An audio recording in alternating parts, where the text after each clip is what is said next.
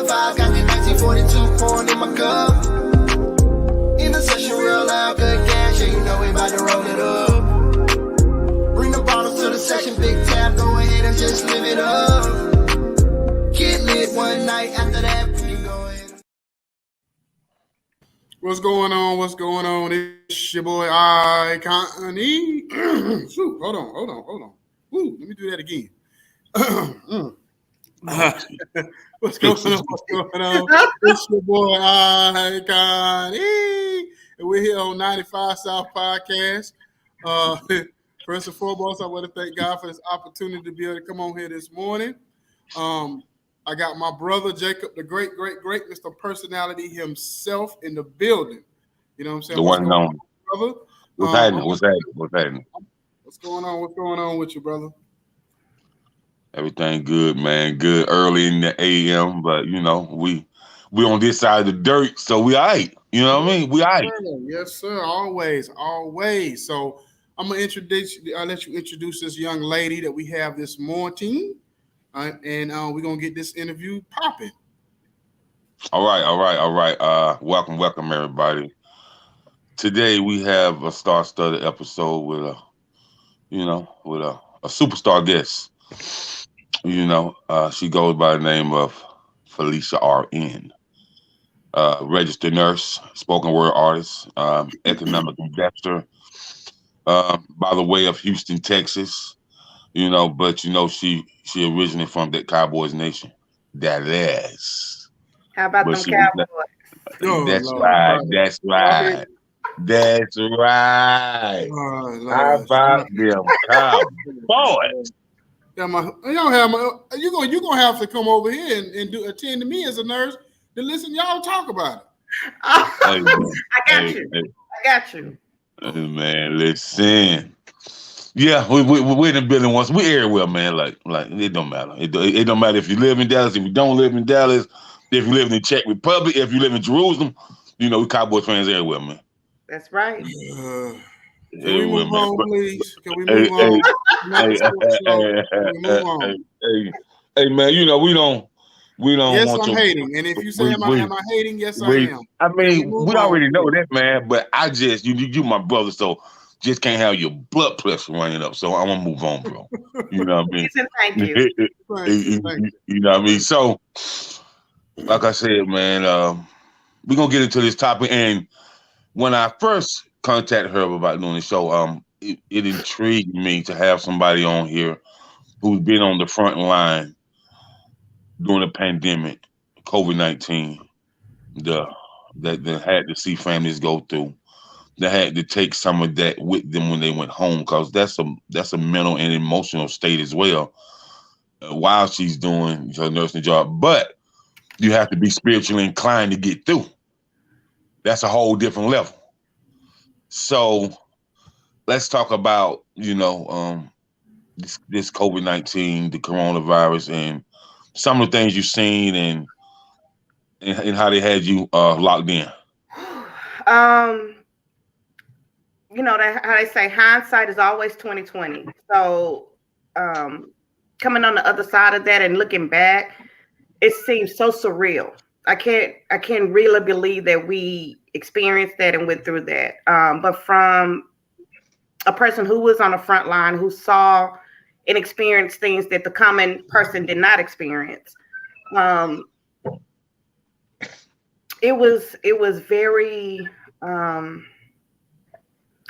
it was traumatic. We didn't know what was going on. We didn't know what we would be bringing home to our families. We didn't know what what would happen to us if we caught it. All we knew is that we had a duty to be there for our patients' families, things of that nature. So it's almost like you can't really process. You can't take time. You got to suit up and you got to do what you got to do to save lives. The emergency department is one of the busiest specialties in any hospital. I mean, we're used to seeing at the hospital I was working in at the time, 200 plus patients a day, waiting room full, people everywhere. And then to kind of see it be a ghost town, not many ambulances coming in, the waiting rooms are empty. The only people that were there were those who were dealing with this illness.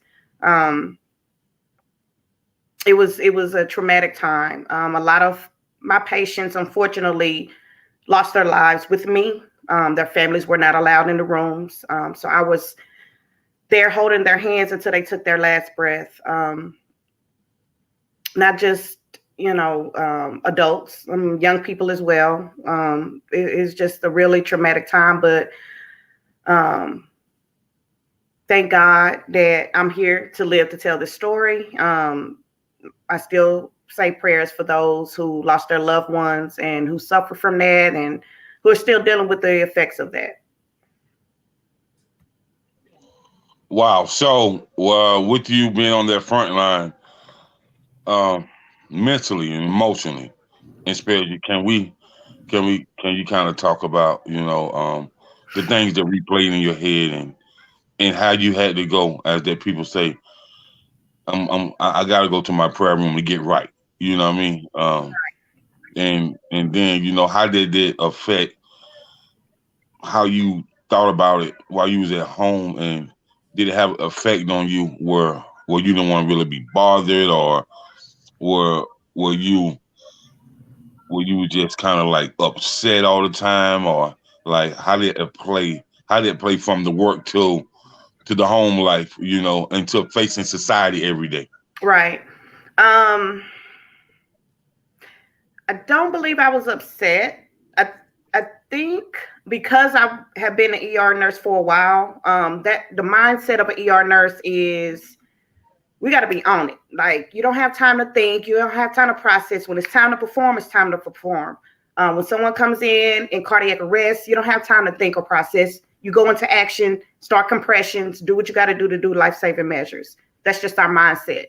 Once you're done with that patient, it's on to the next one. You don't have time to process or think or anything or deal with your emotions. You got to do whatever you have to do to suppress that so that you can be there for your next patient.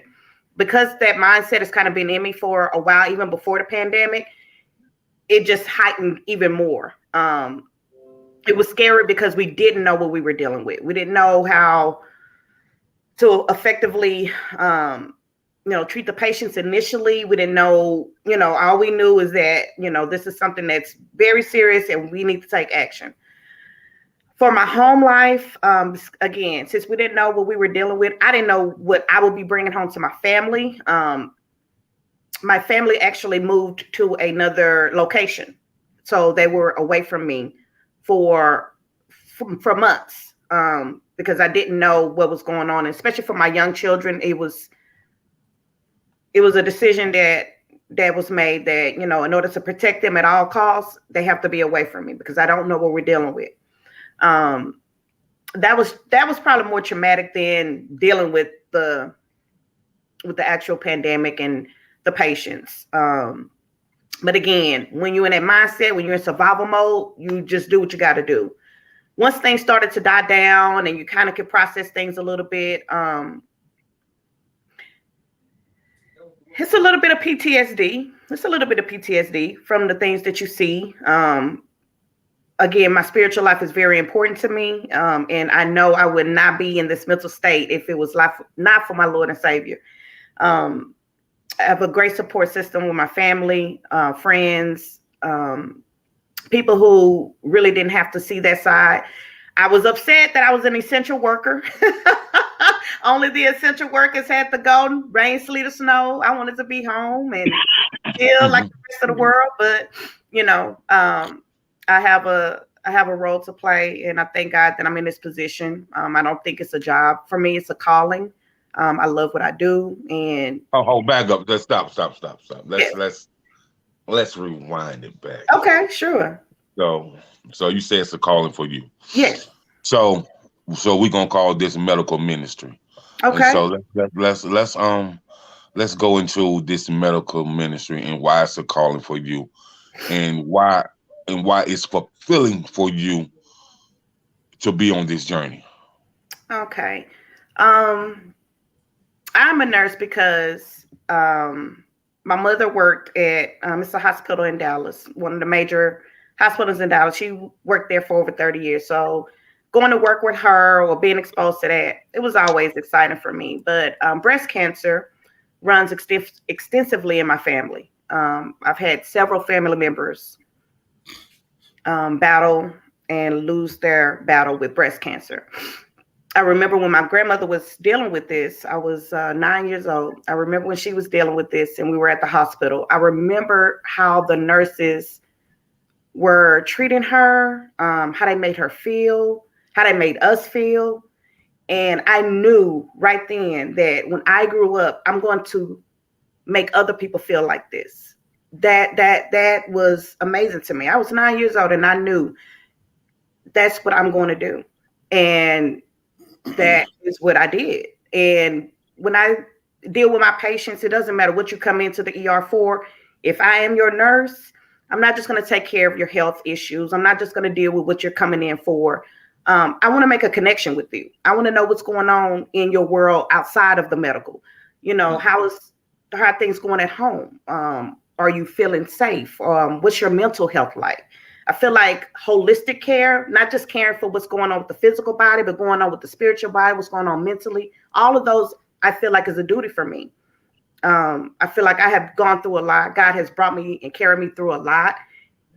And it's my duty to allow that light to shine to others, especially when they're in need. That's my job. That's my duty. And that is fulfilling to me. That is something that is more rewarding than the pay. And, you know, a lot of people always talk about nursing pay. That's not what it is for me. It's a benefit. It's a cherry on top. But the real reward, the real benefit for me is someone that I encounter and I allow a little bit of the Lord that's within me to shine and bleed onto them. Yeah, that's what I'm talking about. All of that and the above. Yeah, that's what I'm talking. Let the church say, man. That's what I'm talking about. That's what I'm talking about. So Icon E, hey man, go ahead and chime in. Yeah. So first and foremost, I want to thank you for that. What you said about the way you treat your patients, because I deliver medication to nursing homes. Okay. So I've seen the good, the bad, and the ugly. I've seen the nursing homes that look like resorts and look like, you know, the ones you see like out on the golf courses and stuff. I've seen those, and then I've been into I hate to say it, but the state funded ones, and those are the worst ones. Those are ones where they be in the middle of the hood, or they be somewhere in downtown where they not really very well taken care of, and may or may not have the best nursing care and all that kind of stuff. And I see how they mistreat the patients. Absolutely. And I even told my kids, I made a joke with them, but I was serious. I said, now, when I get to that age, when we have the money, because I always said, speaking of existence, we gonna have the money. I said, I said, you better put me in the basement with a pepper on in front of the TV. I said, you better not put me in one of them nursing homes if you can't afford a real one. Absolutely. I said, you can't afford one of them nice joints, you better put me in the basement with a pamper on in the front of the TV. Absolutely. But anyway, so I know you talked about the mental toll on it physically, because I know people that would work 80, 90, 100 hours a week, something ridiculous. Physically, how was it on you during that time? Draining. Of course, a lot of, not just here, I mean, the whole world, the nursing shortage, it was already a nursing shortage, but when the pandemic hit, the staffing became extremely, extremely tight. You know, a lot of people left their home hospitals to go travel and, go help out in hot spots across the country. So it left a lot of shortages.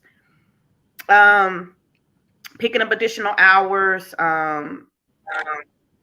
just 12 hours is a lot. I don't know who came up with nurses have to work 12 hours, but that's a lot. It's a lot. It's a lot anyway, but definitely add a pandemic on top of that. It's a lot physically. Your feet, your back, headaches. I did lose weight though. I don't know if that's the healthy way to lose weight, but I lost weight because I was going nonstop. The only time I stopped was to rest, and then it was right back at it. So it was rough. It was rough, but again, thank God I made it through. Now, was it any one story, or like not a story, but situation where somebody went through their ordeal with COVID that made you in your mind almost say, this one thing may almost cause you to walk away, or you never had those thoughts, or do you have a one story you could tell that made you almost say, this is it, I might have to leave after this one? All of the times, if I could be frank, all of the times I ever considered walking away from nursing had nothing to do with patient care. It was other things that, made me decide or made me even contemplate, like, this is not worth it for me. But it never had anything to do with patient care. There are several situations that stand out to me right now, but none of those situations, especially dealing with patients again, made me contemplate leaving. If anything, it reinforced and kind of confirmed for me, this is where I need to be. This is what I need to be doing. Again, being there for people who come in, they're alert, they're talking, they're looking at me, they know I'm their nurse, they know that they're sick, they know that they're very, very sick, and then a few hours later they're no longer with us, or telling me what they wish they could say to their family right now, or having the iPad there where the family is outside of the ER looking at their family member take their last breath. Those things are the things that stick with me the most, but none of those situations ever made me consider leaving, or that this is it, or this is too much. It just reinforced that this is what I need to be doing. So on the flip side, was it those situations where the person looked like, yeah, this about it, called a family in, and then they turned the corner and was, and God spared their life? Did you see those situations to at least allow you to feel like, okay, even though as bad as this pandemic is, there's light at the end of the tunnel? Absolutely. A lot of those patients who were sick, but not to the point where they were about to be called home, we got them up. They were either going to ICU or going to the floor. Like, we were flipping them so fast, but at least when they left me, they were still in the land of the living. But again, those patients we were flipping and sending them on to their next point of care at that time. Once things started to die down, or things started to come, the ones that came in that were able to be discharged, or the ones that came in with, for example, an abdominal pain, and we just so happened to find out that they were COVID positive. They didn't even come in for COVID. They didn't even realize they had COVID. And we found out they had COVID, but because their symptoms were mild, they were okay. We treated their abdominal pain and they were able to go home. Of course, with precautions, hey, you have COVID. So if you have a family that lives with you, just take the precautions to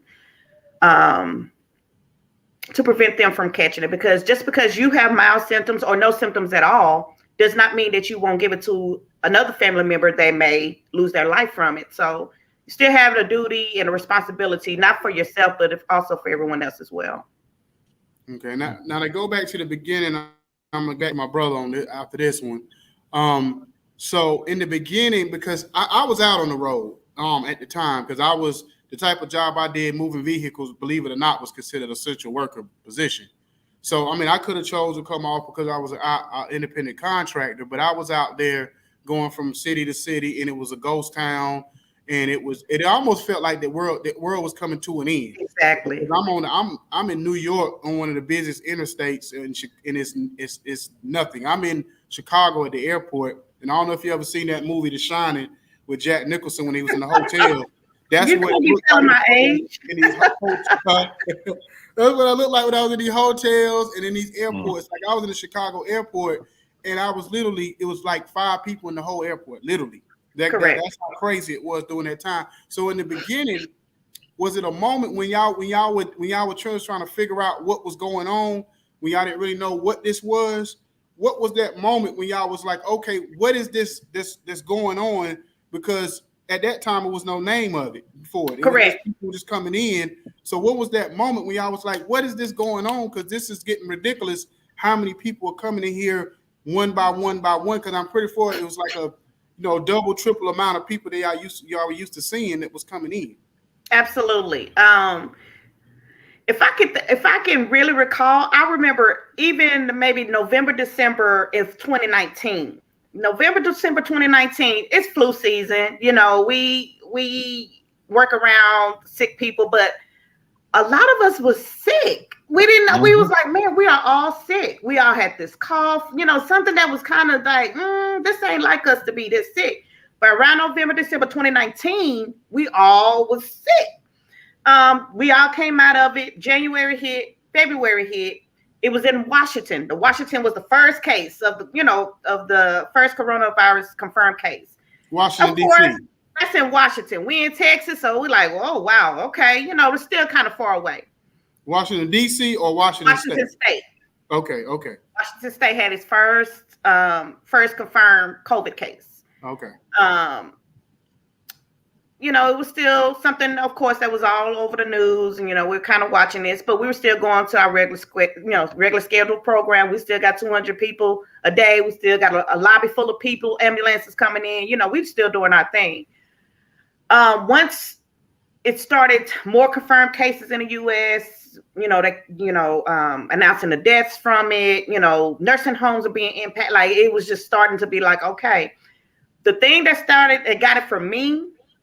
In March, it was the rodeo. Houston Rodeo is one of the big things here annually.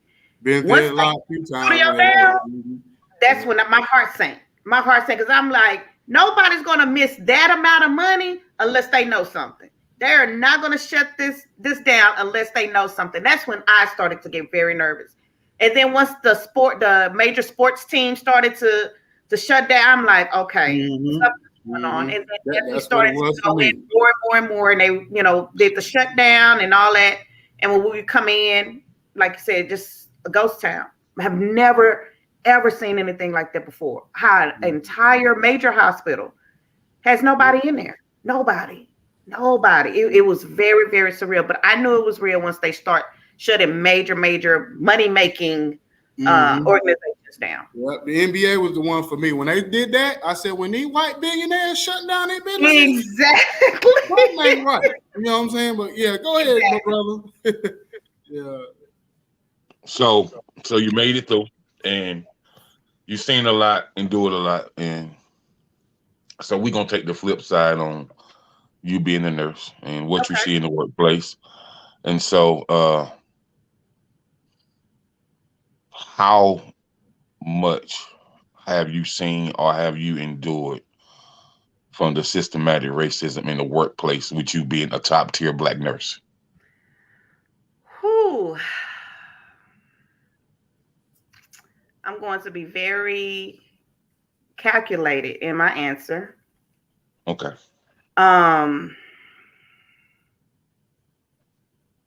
Of course, I've encountered it. Mainly from my patients. As soon as I walk in a room, it's automatic that I'm the tech, or I'm the food delivery service, or I'm housekeeping, or whatever. Naturally, that's what they assume. But when I confirm to them, I'm your nurse, I get asked, are you a RN, or I'm a registered nurse, I've had blatantly patients tell me, I do not want you as my nurse. I need a white nurse. I don't want you touching me. Get out of my room. I've been called all of the N words, the B's, and these are patients who are alert and oriented, who know what's going on. They know what they're saying. That doesn't bother me. It comes with the territory. I know when you deal with the public, you deal with all kinds of people. It doesn't change who I am. It doesn't change what I am called to do. I respect their wishes and I keep it moving. You know what I mean? As far as my profession and my peers and coworkers, I haven't experienced that directly. I think I've been treated with the utmost respect because of my work ethic, my personality, um, my what I bring when I come into a room. You know why I'm there. Um, so I've always gotten the utmost respect from all of my peers, my coworkers, managers. I've never had any issues with that, just with the patients. Okay. So you've been a nurse for going on what, like 12 years, 11 years, No, it's been 8.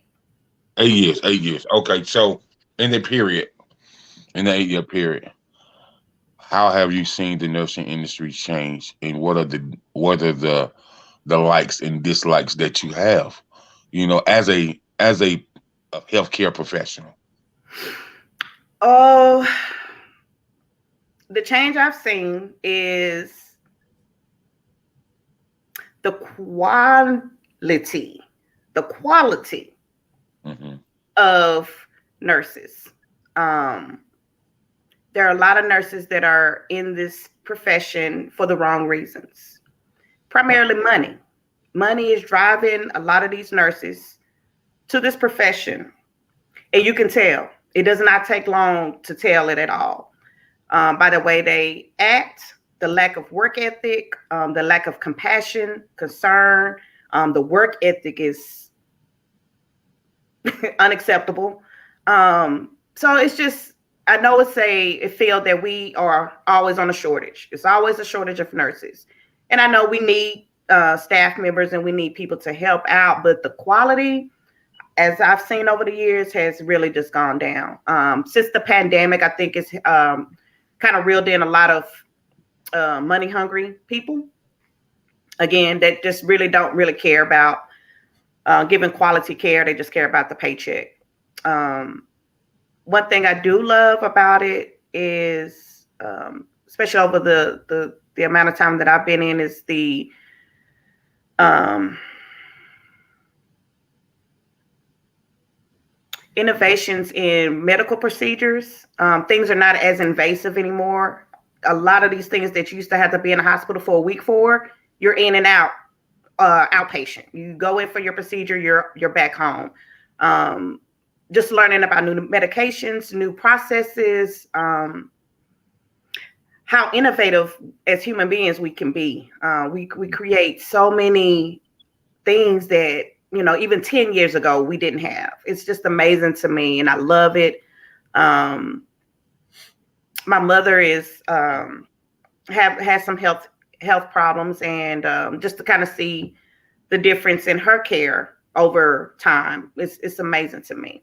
But I do believe that if there is a way that we can have a better process of the amount of the quality of nurses that we allow in this profession, that would be great.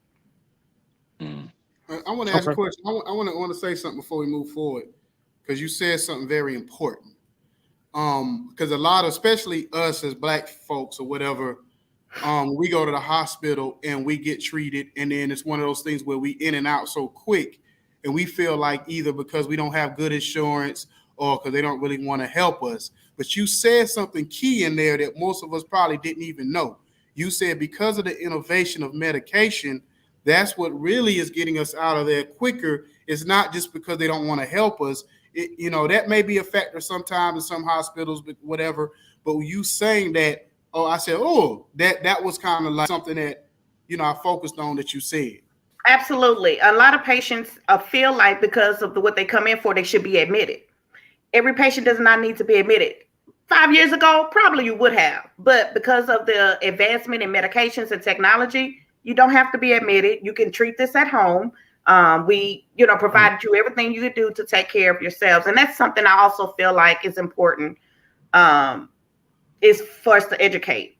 A lot of people don't know. They don't know. All they do, doctors tell them something. Half of the time, they don't even understand what their doctors are saying to them. They just agree and go on, but they really don't know. But as us as nurses who are with these people, who are spending the most time with them, it's our duty to educate these patients on what's going on and how they need to take also responsibility for their health, and not depend on us to take care of everything for them. You also have a responsibility to take care of yourself as well. And this is the way that you can do that. But it's our job as nurses to educate them so that they do have that mindset and they do have a better understanding of that we're not just pushing them out that we don't care. It's just because it's not necessary anymore. Great point. I'm gonna tell y'all a quick story before we move on. And you know, it was kind of through a rough time, but it was kind of funny. My mama got diagnosed with breast cancer about last year, whatever, like stage 2. So when we went to the doctor to see what all the options were and all this, that, and the third, and they was telling my mama, they kept telling her, basically it was one of those things where you go in and get the procedure, you're in and out, you go home. My mama was hell bent on being admitted. And me and my sister kept saying, Mama, the doctor done told you 10 times, or the nurse told you 10 times, you're not going to have to be admitted for this. It's one of those things, they do what they got to do. Unless it's some complications, you go home. And my mama just did not understand the whole thing of not being admitted. I'm like, Mama, do you want to be in the hospital? You know what I'm saying? But yeah, that was just a funny story. She had I told that part of the story, but you know what I'm saying? I'm like, Mama, we heard like, just looking at her like, are you crazy? Yes, but exactly. Anyway, go ahead, my brother. Exactly. Man, I'm gonna say this, man. Older people got this way that they don't pay attention to changes. Correct. And like when they feel like they sick, they feel like they need to be admitted. That is you correct. know what I mean? And so I don't think she was quite understanding what you were saying because she already had in her mind what it was. Mm-hmm. You know what I'm saying? And so I know with you and your sister, it was like pulling teeth. Like, Mama, come on. Mama, did you not hear what I just said? Yeah, we like, Mama, like, well, do you want to be sicker than what you are? They told you good. They're gonna do the procedure. You in stage 2, so you blessed because you're not like a lot of women where we are already stage 4, where it may not be no hope. You got an opportunity to go home, and you want them to lay up in you want to let me people hospital for 3-4 days for what? You know what I'm saying? Exactly. So, well, I'm glad y'all can look back on it and laugh about it now. You know, that's what's up. So I was out at the high school football game last night and ran into my cousin Sean. So I congratulated him. Now, this the thing about Sean. Sean had been an LPN for about 15 years. So Sean graduated with to become a registered nurse on this Friday, and the following Saturday he got married. So I said, gosh. Yeah, I said, cousin, what's up, man? What's up, big cuz? He was like, hey, man, what's good? I was like, man, I want to congratulate you, man. Like, kind of like a double whammy for you. He's like, yeah. Everybody tell me that, man. I said, so the need of black male nurses. He said, man, because he's a photographer too, so he was taking pictures of certain clips of football games. So he was like, but that's a whole different breakdown, man. That's like a 3-hour conversation. And so as I'm being here with you today on the podcast, can you give us some insight on the need of male nurses in the nursing field?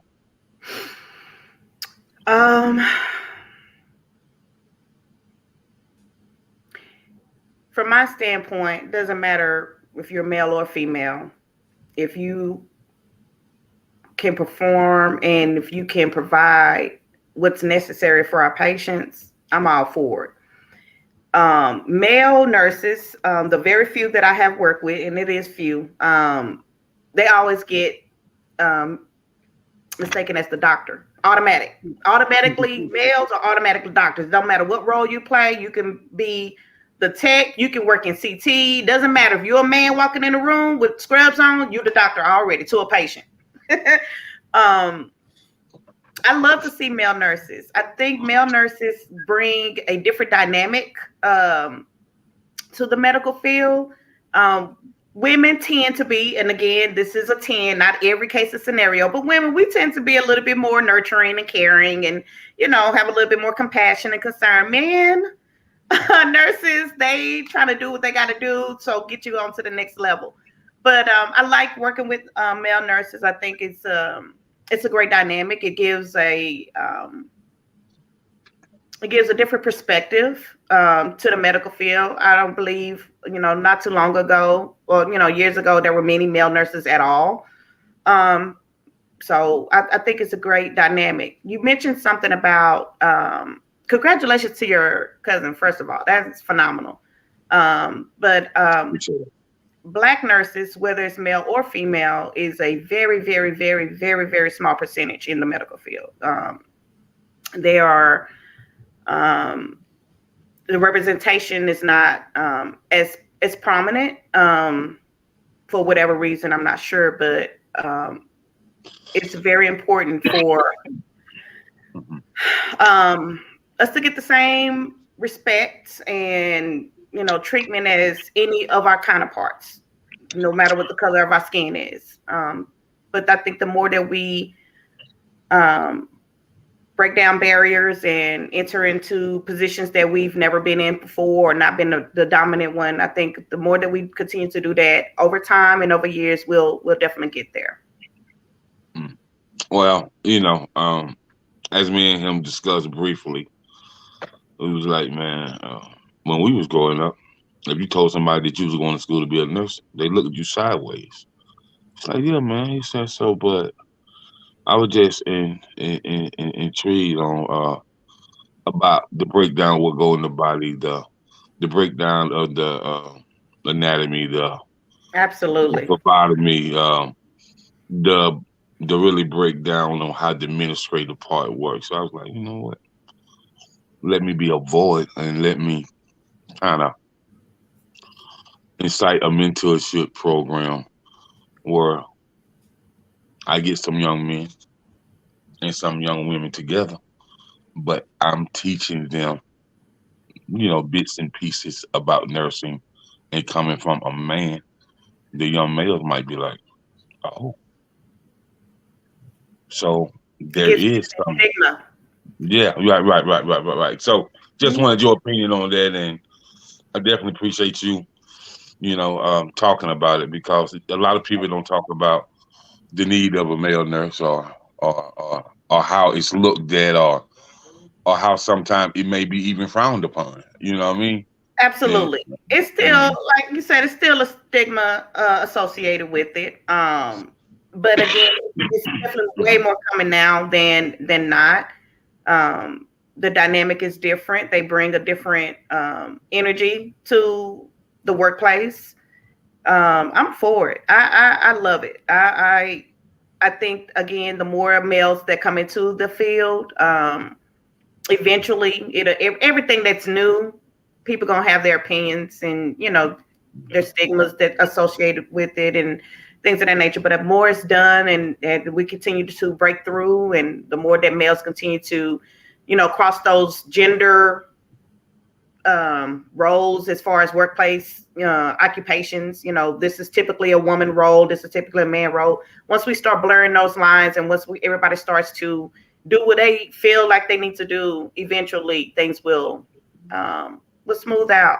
And again, I'm here for it. Okay. That's what's up. So, moving right along. Now, besides you being full-time registered nurse, mommy duties, you are also a spoken word artist. Mm-hmm. Interesting.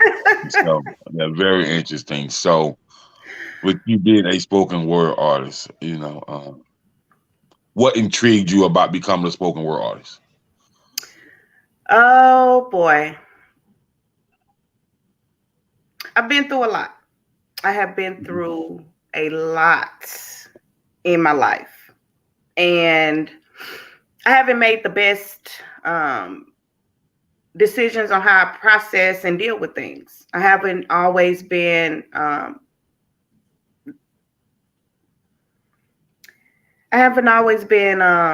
proper, or have done things in a healthy manner, and that comes from a lot not being taught how to do that, how to process things in a healthy manner. We mimic what we see. So if I grow up seeing how things are dealt with, again, I'm going to adapt that. So I haven't always dealt with things in a healthy manner. But I knew that for the sake of being a mother, I have people watching me. I have not just my children, but period. I have people watching me, and I want to be better for myself as well. I know there's a different way to do things. And so I decided that I wanted to write.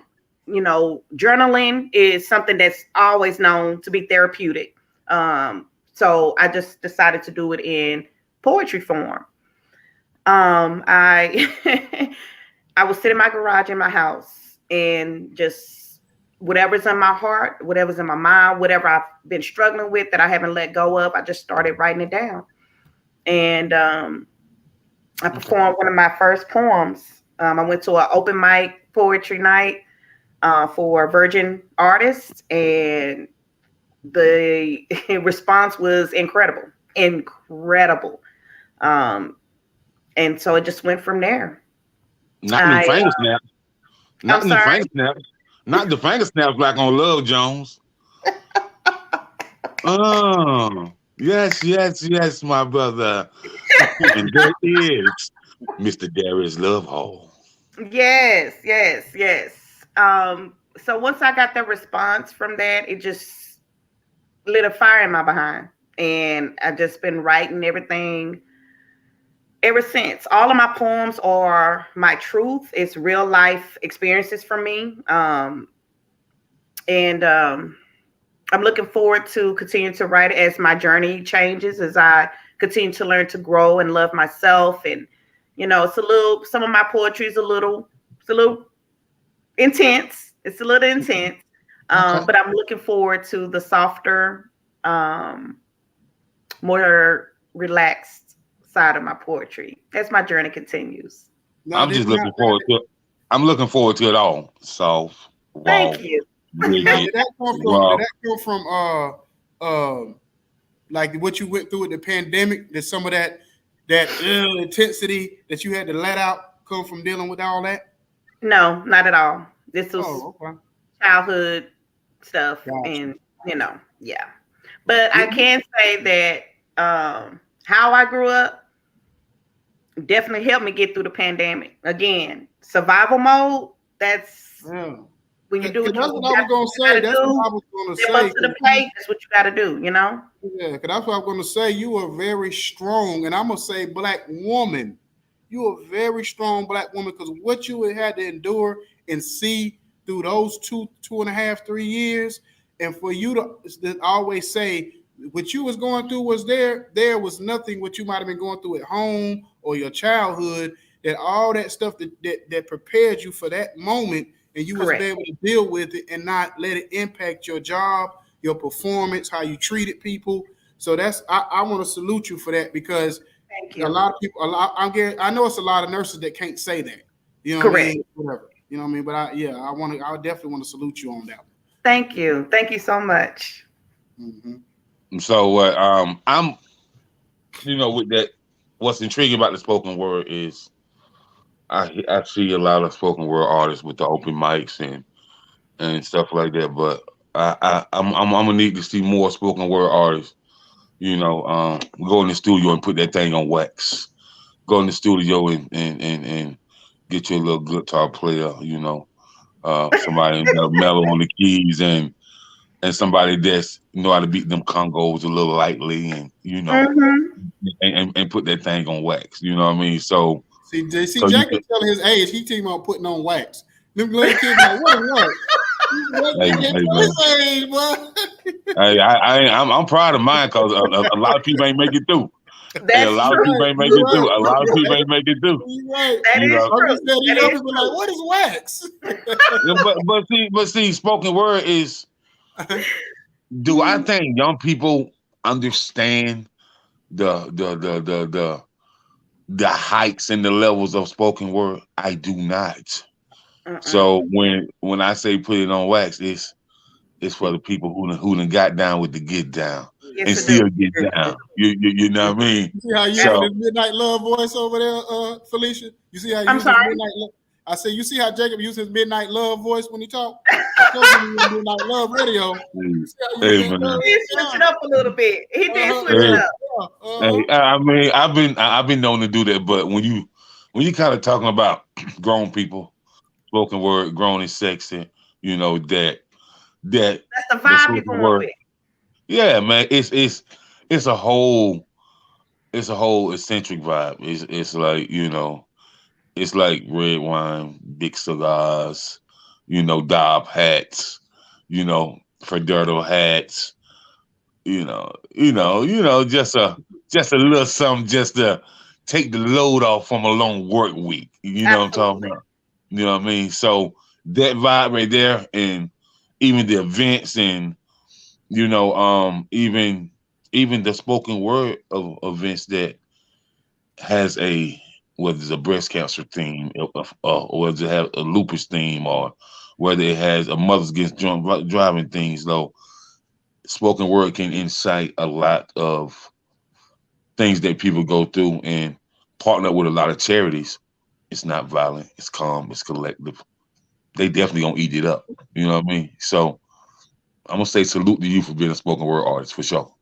Thank you so much. And I plan on taking your advice and putting my work into an audiobook. I feel like hearing it from my mouth versus having it written down, it won't have the same impact if you're reading it. I need you to hear me speak it, because you're going to feel the intensity, you're going to feel the pain, you're going to feel the joys, you're going to feel the hurt, you're going to feel the redemption, you're going to feel the conqueror in me, the overcomer, you're going to feel all of that. And I have those tattooed on me. Overcomer, that's me. Conqueror, that's me. So I don't want people to feel me. Again, I feel like a lot of people, how they say, all around the world, it's the same song. Mm-hmm. Y'all are where you guys are. I'm where I am. But at the end of the day, we all kind of had the same journey.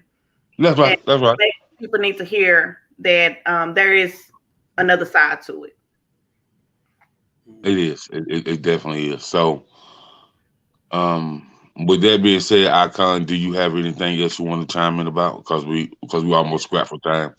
No, I just wanna thank her for coming on here. She was a breath of fresh air, because I known a few nurses, and I just only imagine what they went through. And they may not look at themselves as a hero, but they are heroes in our eyes. The way they took care of these people, and the stuff they had to endure for 2.5, 3 years, because a lot of people wouldn't have been able to go through all what she's probably seen and been through, and they had to get up and work 12 to 16 hours a day, and still got to go home and be a mommy and get your rest and all of that. I know had to be taxing. You know what I'm saying, on her, and mentally, physically, emotionally, the whole thing. I don't even, she don't even have to tell me. I know it's probably time she probably just went home, probably went to the bathroom, and probably had to let out a cry or a holler. It Absolutely. Just say, God, just give me strength. You know what I'm saying?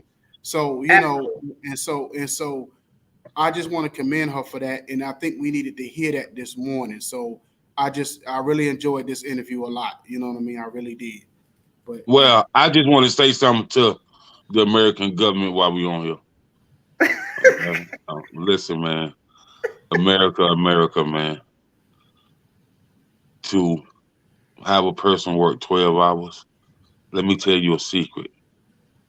Let me tell you something that you don't want to hear. That's modern day slavery. Yeah, that's modern day slavery.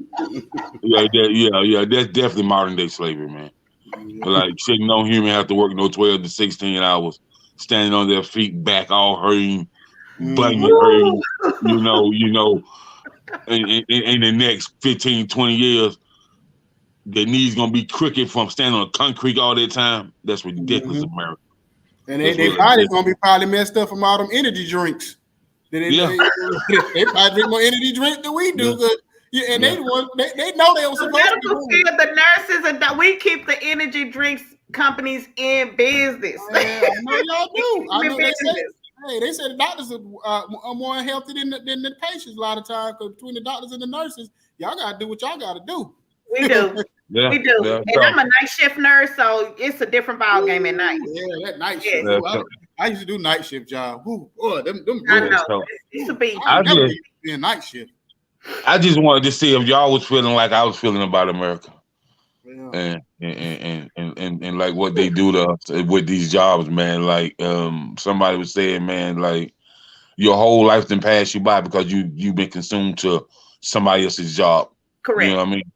And so Correct. I just think it's time for us to start back living like kings and queens, man. Like, you man, we the Hebrew people, man. We from Israel, man. Like I tell people all the time, I'm the chosen one, Jacob, the son of Israel, all the time. You know what I mean? So, but with that being said, we want to thank you for coming on. It's been a star-studded episode. It's been a much needed conversation. I'm intrigued that that I had one of the top tier nurses from out there in Houston on here, man. So, and I can tell everybody, yeah, I had the medical check on. Who the medical check? Look up the medical check. You know what I mean? Look her up. You know what I mean? Absolutely. So, Absolutely. You know what I mean? So, but I want to thank you once again for coming on. Thank you guys for having me. I had such a wonderful time. Thank you so much. No problem, no problem. So next time, y'all, see y'all next week, 95 South Podcast, 8:15, right here with me and my brother, King Jacob. Y'all have a good one. Be blessed. Take care. Yeah, you too. We out. We got the good vibe, got the 1942 pouring in my cup.